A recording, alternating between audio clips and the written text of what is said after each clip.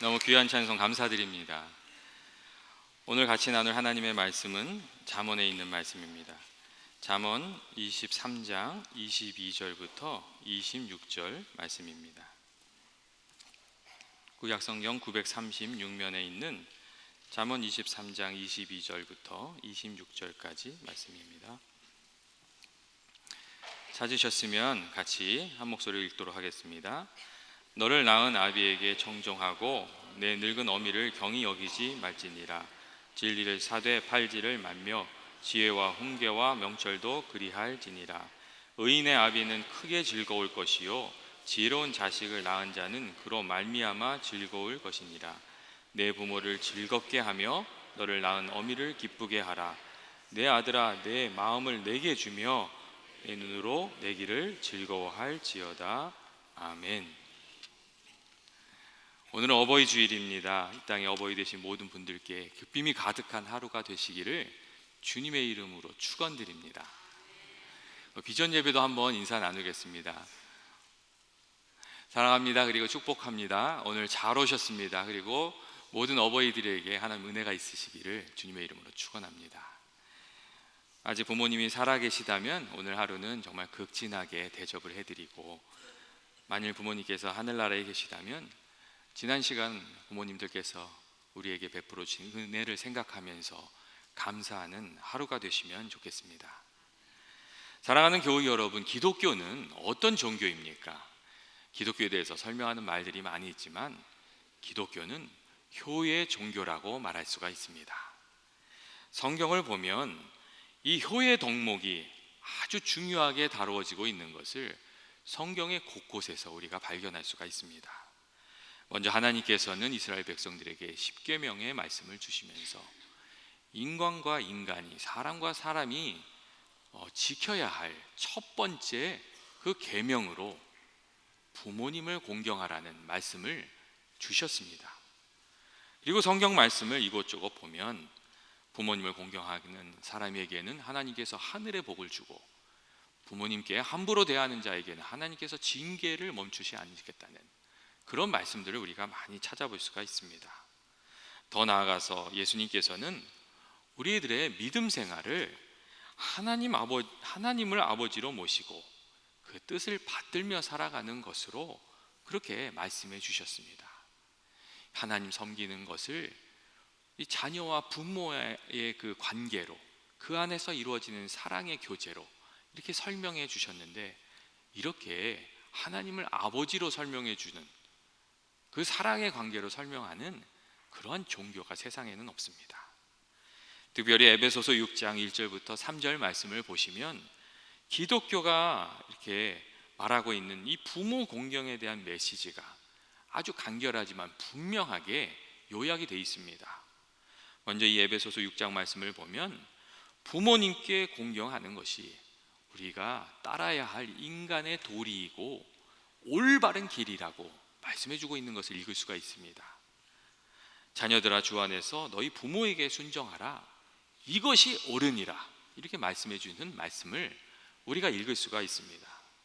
여러분, 인간의 인간된 사람의 사람됨의 그 도리가 무엇입니까?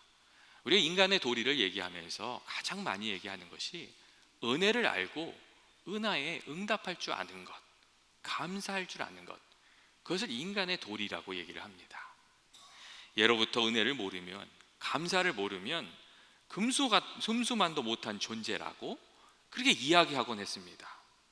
그런데 사람이 태어나서 어떻게 자라납니까? 세상에 어떤 사람도 스스로의 힘으로 홀로 크는 사람은 한 명도 없습니다. 다 돌봐주는 이의 수고와 힘과 은혜를 입어서 어른이 되는 것입니다. 성경은 그러하기에 부모님의 은혜를 입고 자란 자녀들은 부모님을 공경하는 것이 마땅하고 그것이 인간됨의 도리라고, 옳은 길이라고 그렇게 말씀해주고 있는 것입니다. 둘째로 에베소서의 말씀을 보면 부모님을 공경하는 그 효의 길이 올바른 길일 뿐만 아니라 하나님의 뜻이고 하나님의 계명이라고 그렇게 말씀해주고 있습니다.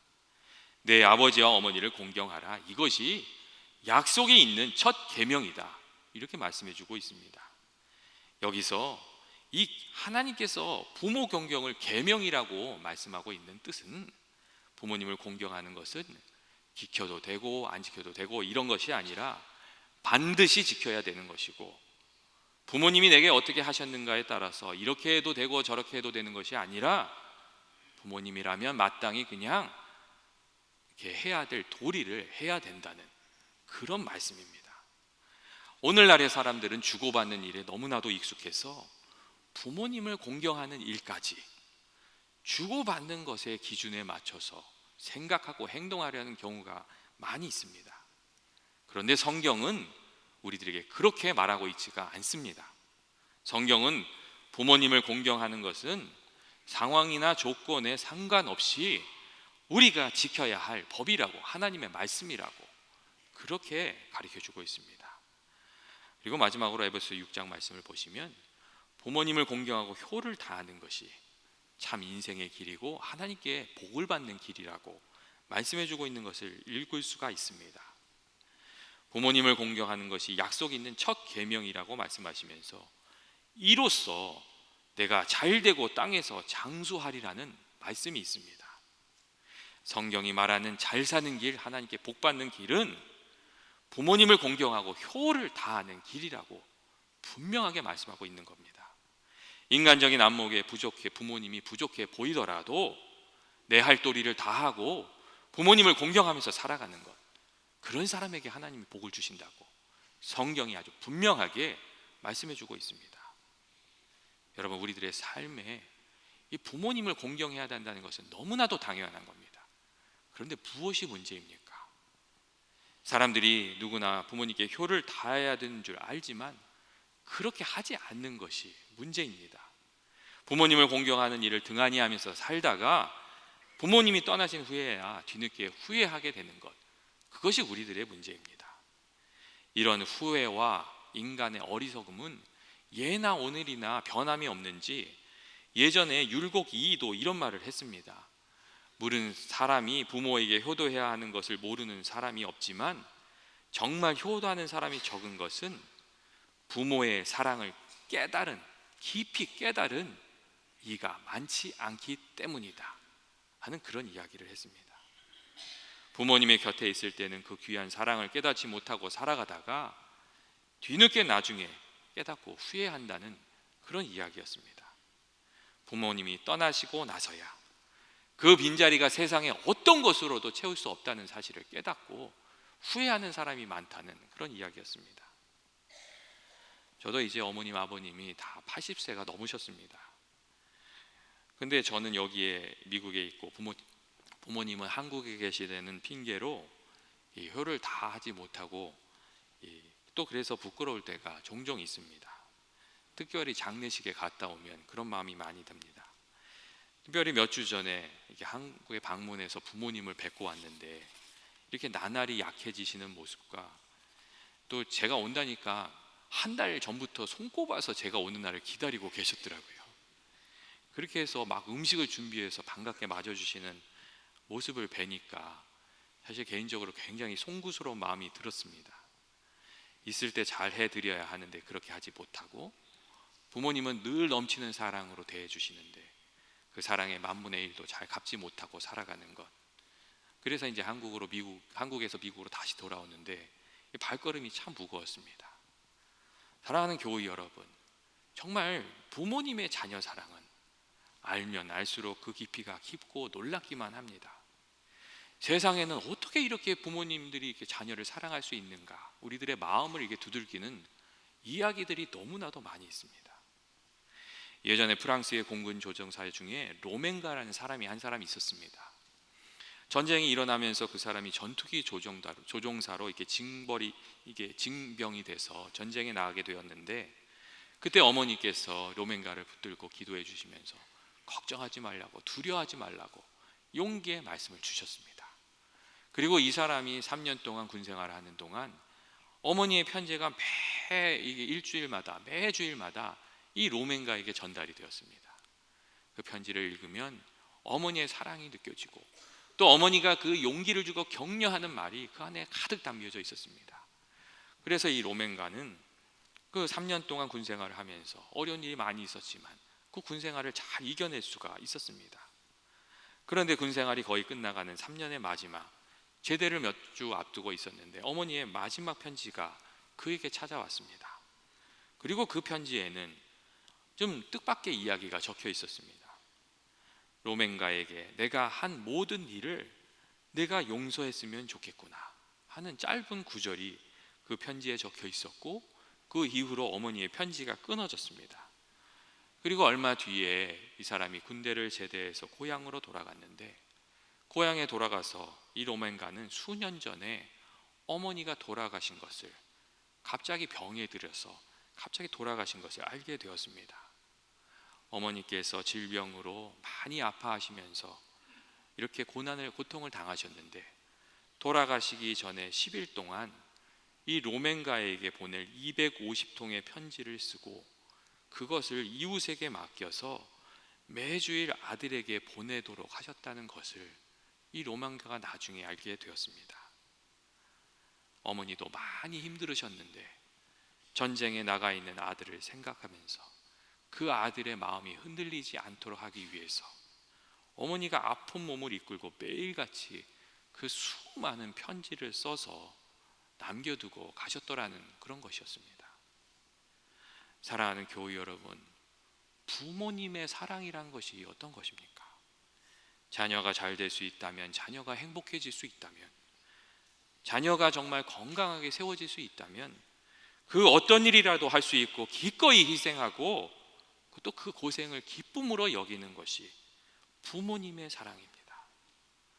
문제는 언제나 그 자녀들이 그 크고 깊은 사랑을, 고마운 사랑을 받으면서도 너무 늦게 깨닫고 후회를 남기면서 살아간다는 것입니다. 사랑하는 교우 여러분, 우리가 어떻게 부모님을 공경하고 또 섬겨야 합니까? 어떻게 해야 부모를 잘 섬기는 것이고 또 부모님께 기쁨을 드릴 수 있는 것입니까? 오늘 성경을 말씀을 보면 우리가 어떻게 부모님을 섬겨야 하는지 가르쳐주는 말씀들이 있습니다. 첫째로 오늘 성경 말씀을 보시면 부모님의 말씀을 잘 청종하는 것이 부모님을 바르게 섬기는 것이고 또 기쁘게 하는 것이라고 말씀해 주고 있습니다.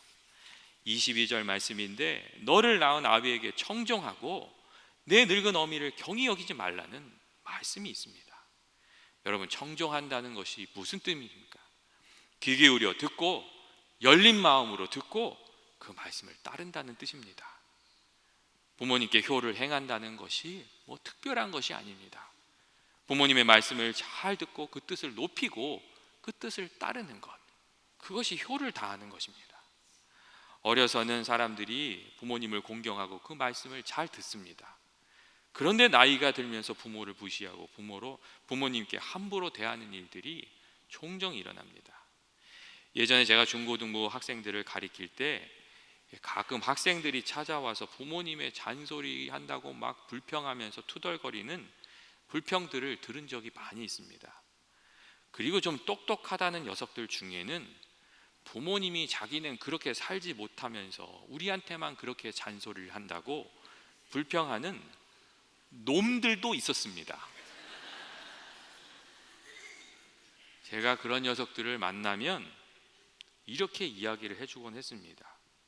그래, 너의 말처럼 부모님의 모습이 부족함이 있을 수 있다. 하지만 너에게 주시는 그 말씀에 부족함이 없다면 삐뚤어 나가려고 하지 말고 부모님의 말씀을 새겨서 듣는 것이 지혜로운 길이다. 그렇게 이야기해주고 있었습니다. 그렇게 이야기를 해줬습니다.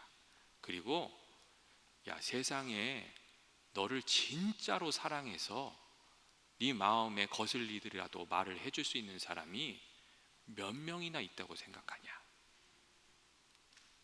부모님이 아니라면 그에게 해줄 사람이 없을 거다. 제가 그렇게 이야기해 준 적이 있습니다. 부모님의 삶이 가르침을 따르지 못할 때가 많습니다. 하지만 그렇다고 해서 그 말씀이 의미가 없는 것이 아닙니다.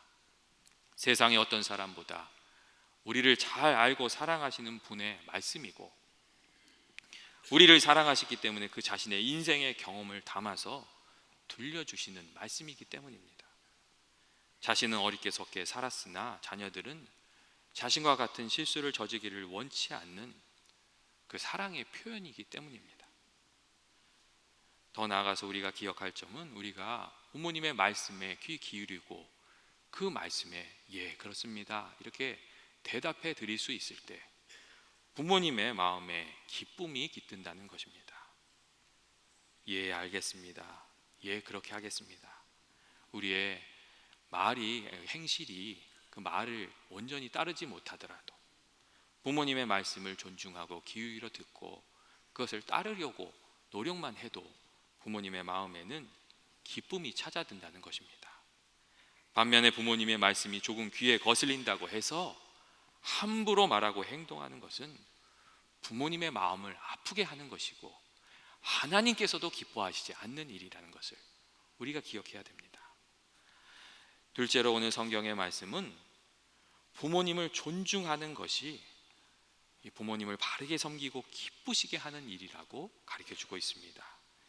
22절 하반절의 말씀에 내 늙은 어미를 경히 여기지 말라는 그런 말씀이 있습니다. 여러분, 이 말씀이 무슨 말씀입니까? 부모님이 젊고 능력이 있을 때는 잘하는 것 같다가 나이가 들어서 힘이 없어지고 가진 것이 없어져서 그 대하는 태도가 달라져서는 안 된다는 것입니다.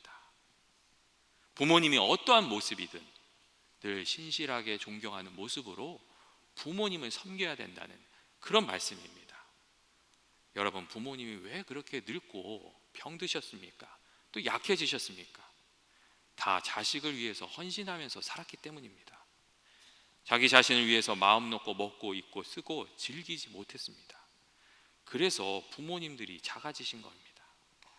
늙고 초라한 부모라도 그동안 베풀어 주신 은혜와 사랑을 생각하면서 부모님을 높이고 존중과 사랑을 드리는 것, 그것이 하나님께서 기뻐하시는 일이고 또 우리 자녀된 자들이 따라야 할 마땅한 도리입니다. 그리고 우리가 부모님의 수고를 알아드리고 그 마땅히 받을 존경을 드리면 부모님의 인생에 다시 빛이 깃들고 그 마음에 기쁨이 찾아오게 되는 것입니다. 여러분, 효도가 무엇입니까? 효도는 부모님의 약함도 덮어드리고 그 살아온 인생을 인정해 드리는 것입니다. 셋째로, 오늘 성경의 말씀은 우리들이 하나님과 사람들 앞에서 의로운 삶을 살아가는 것이 부모님을 공경하는 것이고 또한 부모님께 기쁨을 드리는 것이라고 그렇게 말씀해 주고 있습니다. 오늘 24절 말씀을 보면 의인의 아비는 크게 즐거울 것이요 지혜로운 자식을 낳은 자는 그를 인하여 즐거울 것이라는 그런 말씀이 있습니다. 의인의 아비가 크게 즐거울 것이라는 말씀이 무엇을 의미합니까? 자녀들이 잘 되는 것이 부모의 기쁨이고 자녀들이 세상에서 의로운 사람으로 바른 사람으로 인정받으면서 살아갈 때 부모의 마음에 기쁨이 있고 자랑이 있게 된다는 그런 말씀입니다. 반대로 자녀들이 세상에서 범죄하고 수치를 당하고 욕을 먹으면 부모들이 견딜 수가 없다는 이야기입니다. 차라리 내가 욕을 먹는 것이 낫지 내 자녀들이 세상에서 부끄러움 당하는 것을 견딜 수 없어 하는 것이 부모의 마음입니다. 그래서 우리가 하나님 말씀대로 신실하고 정직하게 성실하고 의롭게 그렇게 사는 것이 부모님을 공경하고 부모님께 기쁨을 드리는 길이 됩니다. 그리고 마지막으로 부모님을 바르게 공경하는 길은 부모님의 마음을 또 그 상황을 잘 살펴서 부모님이 기뻐하시게 하는 것입니다. 25절 말씀에 보면 내 부모를 즐겁게 하며 너희 낳은 어미를 기쁘게 하라는 그런 말씀이 있습니다. 여러분, 우리가 어떻게 부모님을 기쁘시게 할 수가 있습니까? 부모님을 기쁘시게 하려면 부모님의 상황을 잘 살펴야 되고 또 부모님이 원하시는 바를 잘 살펴서 그 필요를 잘 채워드려야 됩니다. 요즘 사람들은 자기 자녀가 뭐가 필요한지는 잘 살피면서 부모의 필요에는 무관심한 경우가 많이 있습니다. 자녀들은 옷이 필요한지 음식이 필요한지 무엇이 필요한지 때마다 그렇게 어떻게 잘 알아서 딱딱 채워주면서도 부모님이 뭘 원하시는지는 까맣게 모르고 살아가는 사람들이 많이 있습니다. 그래서 우리는 먼저 부모님의 생활을 살펴서 부모님의 그 필요를 채워드리고 부모님을 기쁘게 하는 사람들이 되어야 됩니다. 의식주를 잘 살펴야 되고 여행도 시켜드려야 하고 용돈도 때를 따라 살펴서 잘 드려야 됩니다. 젊은 사람만 돈이 필요한 것이 아니고 나이가 들수록 품위 유지비가 많이 필요하기 때문입니다. 부모님들이 가장 좋아하는 선물 1순위로 뽑힌 것이 무엇인지 아십니까? 용돈입니다. 여러분, 자녀들이 필요하다고 생각하는 것들은 부모님도 다 필요하다고 생각을 해야 됩니다. 자녀들이 여행 가고 싶습니까? 그러면 부모님은 여행 보내드려야 됩니다. 자녀들이 보고 싶은 거, 먹고 싶은 거, 입고 싶은 거, 가지고 싶은 거 있습니까? 부모님께도 귀한 것을 드릴 줄 알아야 됩니다. 아멘. 이게 제가 한 얘기예요. 저한테 너나 잘해라 그런 말씀. 저한테 한 얘기. 다음으로 자주 찾아뵙고 또 전화도 이렇게 드려야 됩니다.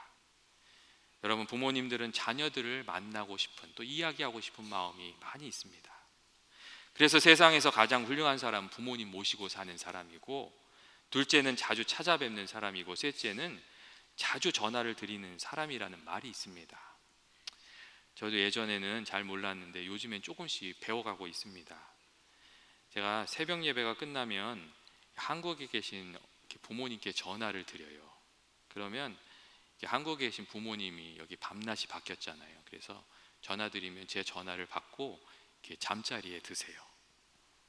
그래서 때때로 이렇게 근데 새벽에 일이 생겨서 전화를 좀 늦게 드리면 저는 이렇게 전화를 몇 번 걸다가 안 받으면 딱 끊으려고 전화를 드리는데 그게 잠자리에 들지 않고 늦게까지 기다리셨다가 그 전화를 받으세요. 얼마 전에는 이렇게 전화를 드렸는데 아버지가 이렇게 받으시더라고요. 그 아버지 하시는 말씀이 야, 니네 엄마 너 전화 기다리다가 잠들었다 야, 그 얘기 하시더라고요. 그러시길래 야, 아버지 그러셨어요. 깨우지 마세요. 그리고 이제 아버지하고 몇 마디를 이렇게 나누는데 그리고 이제 끊으려고 하는데 아버지께서 갑자기 하신 말씀이 뭐냐면 야, 니네 엄마 전화 소리 듣고 벌떡 일어났다 그러시는 거예요. 그래갖고 어머니하고 이야기를 나누고 어머니 다시 잠드셨어요. 참 정말 자식의 전화가 뭐라고 어머니께서 그 전화를 기다려 주시는지 또 기뻐해 주시는지 정말 미안한 마음이 많이 들었습니다. 부모님께서 자녀를 보고 싶어 하고 이야기를 나누고 싶어 하고 그 사랑을 전달해 주고 싶어 하고 그 부모님께 그런 마음이 있다는 것을 우리가 잊지 말고 그 마음을 잘 받들어 드려야 됩니다. 그리고 더 나아가서 우리가 정말 부모님 생각한다면 형제 자매 간에 사이좋게 지내야 됩니다. 제가 신방을 다니다 보면 부모님들께서 어머니께서 많이 아파하시는 문제 중에 이 형제 자매 간에 싸우는 경우입니다. 성경을 보면 탕자의 비유가 있는데 그 비유 속에 나오는 아버지는 2명의 탕자 아들을 가지고 있었습니다. 하나는 집을 나가서 아버지 재산 다 팔아먹고 나중에 후회하고 돌아온 그런 탕자 아들이고, 다른 하나는 돌아온 둘째를 위해서 아버지가 잔치를 열자 막 화를 내면서 아버지께 대들었던 큰아들 탕자입니다. 두 사람 다 아버지의 마음을 살피는 마음이 없는 그런 탕자였습니다. 아무리 풍족하게 살아도 자녀들 간에 다툼이 있고 싸움이 끊이지 않으면 부모님의 마음에 평안과 기쁨이 있을 수가 없습니다. 그래서 부모님을 잘 섬기고 그 마음에 기쁨을 드리고자 한다면 형제 자매가 화목함을 지켜야 됩니다. 사랑하는 교우 여러분, 오늘 성경 말씀을 통해서 하나님께서 예수 믿는 우리들에게 요청하고 계시는 것이 무엇입니까?